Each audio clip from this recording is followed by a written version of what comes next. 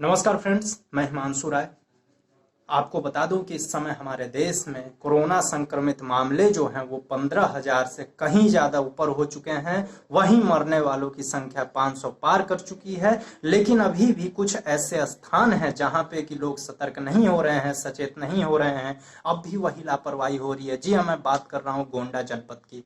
मैं ज़्यादा मामले को घुमाना नहीं चाहूँगा, सीधे मैटर पे आते हैं। गोंडा जनपद में 17 अप्रैल को खरगोपुर थाना क्षेत्र के जमुनही हरदोपट्टी निवासी नजीर अली ने अपने दो बेटियों का निकाह एक ही दिन किया है।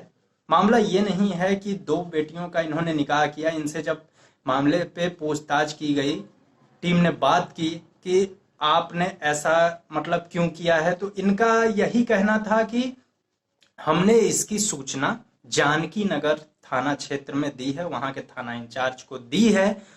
और उनका ये आदेश है कि वर पक्ष से 5 लोग और लड़की की तरफ से भी 5 लोग रहेंगे। मतलब कि इस समय लॉकडाउन को और देश में कोरोना संक्रमण के मामले को देखते हुए, आंकड़ों को देखते हुए, काफी नियंत्रण रखते हुए और अपना कार्य किया जाए।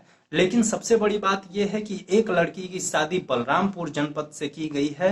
बलरामपुर, जी हाँ, वही जनपद जहां के कि बॉर्डर को सील करके रखा गया है, क्योंकि मामले ज्यादा बढ़ रहे हैं। तो वहां बलरामपुर जनपद में बॉर्डर सील किया गया है। आखिर बारात आई कैसे, बारात पहुंची कैसे, यानी कि ये एक प्रशासन की कार्यशैली पर एक सवाल खड़ा करता है कि बॉर्डर को सील करने का आदेश, यानी बहुत बड़ा आदेश है, इसके बावजूद बारात वहां से चले आना ये छोटी बात नहीं है। ऐसा क्यों किया गया? दूसरी बात यह है कि देश के माहौल जो इतने बिगड़ चुके हैं, इनको सुधारने के लिए लोगों को खुद पर नियंत्रण रखना चाहिए। इस समय संभव हो सके तो कोई भी कार्यक्रम न करिए। हालांकि नजीर अली ने यह भी बताया कि ये शादी की जो तिथि थी ये 26 मार्च को रखी गई थी, लेकिन लॉकडाउन की घोषणा के बाद ये तिथि बदल दी गई, क्योंकि शादी विवाह के मामले ऐसे होते हैं कि अगर तिथि से आगे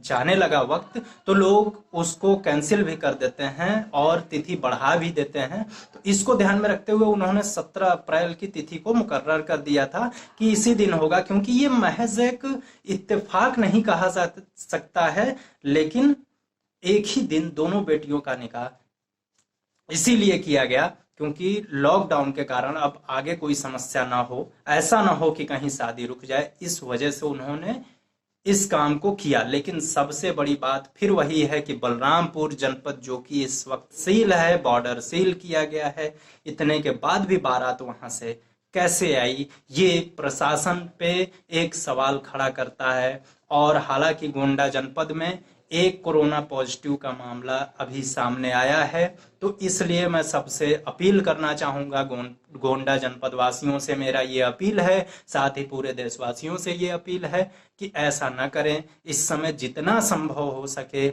आप घरों में रहें, सुरक्षित रहें। कोई भी शादी विवाह, फंक्शन, बर्थडे पार्टी कुछ मत मनाएं। इस समय शांति से घरों में खाएं और सोते रहें, बाकी कोई काम ना करें, तभी आप सुरक्षित हैं। क्योंकि जब एक समय के बाद लॉकडाउन खुलेगा, थोड़ी सी ढील दी जाएगी तो ये मामले और तेजी से बढ़ सकते हैं।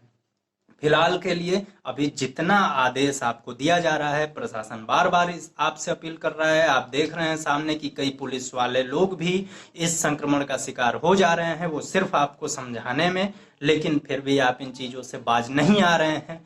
बाहर से आए हुए लोगों का इलाज होना जरूरी है, उसकी सूचना भी प्रशासन को देना जरूरी है। अगर आप सतर्कता नहीं बरतेंगे, लापरवाही करेंगे, तो कहीं आप भी उस चीज के शिकार न हो जाएं। इसलिए इन चीजों का ध्यान रखें। हालांकि मैं फिर बोलूंगा कि बलरामपुर जनपद में ये किया गया कार्य, बॉर्डर सील होने के बाद भी बारात कैसे आई, ये एक बहुत बड़ा सवाल है।